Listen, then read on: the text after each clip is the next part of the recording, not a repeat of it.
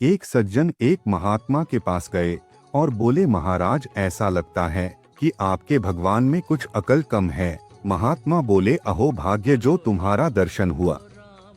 कम सही है तो हम तो मानते थे कि अक्ल है ही नहीं। वो आदमी बोला, आप संत होकर कैसी बात करते हो कि भगवान में अकल है ही नहीं। महात्मा हंसकर बोले कि उनमें थोड़ी बहुत भी अकल होती तो तुम जैसे कम अकल पैदा ही क्यों करता। वो आदमी एक दिन अपने मित्र से कहा कि चलो एक नया विषय शोध करेंगे। मित्र ने कहा, वाह यह तो बड़ा मौलिक विषय रहेगा, इस पर तो आज तक किसी ने चिंतन किया ही नहीं।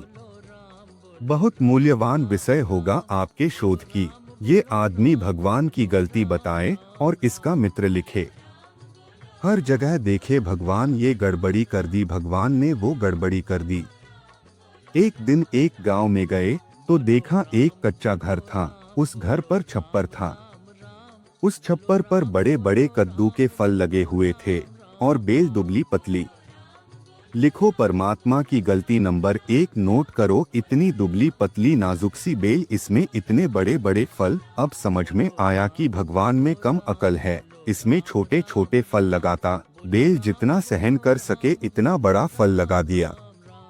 उसका मित्र बोला, वाह कमाल कर दिया, क्या सोच है तुम्हारी। कुछ दिन बाद फिर घूमते हुए निकले। एक बगीचे में पहुँचे। वहाँ देखा कि एक आम का पेड़ बड़ा विशाल है।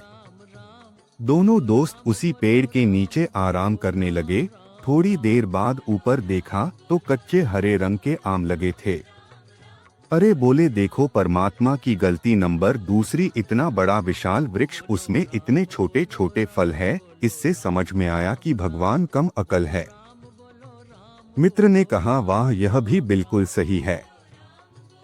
वो कद्दू जैसे फल इसमें लगाता और छोटे छोटे फल उसमें लगाता। मित्र बोला, नोट करो, ऊपर देख ही रहे थे ऐसे। भगवान ने भी सोचा कि लाओ इनको जरा समझा दे। तब तक ऐसी हवा का झोंका आया, एक आम का फल टूटकर गिरा उसकी नाक पर।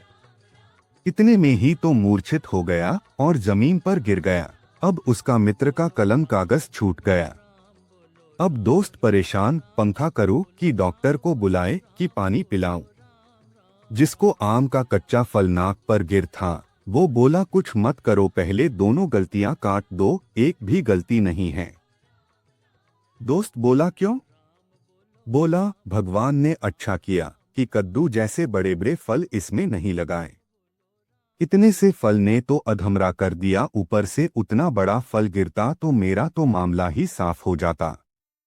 अभिमानी से बड़ा कोई अनाथ नहीं होता जो भगवान को ना माने। दोस्तों, इस कहानी से ज्ञान मिलता है, अपने बुद्धिमान होने का अभिमान नहीं करना चाहिए और भगवान जो भी करता है हमारे अच्छे के लिए ही करता है। दोस्तों, मेरी ये धार्मिक कहानी अच्छी लगे तो प्लीज कहानी को लाइक करो और मेरे चैनल को सब्सक्राइब करो। धन्यवाद।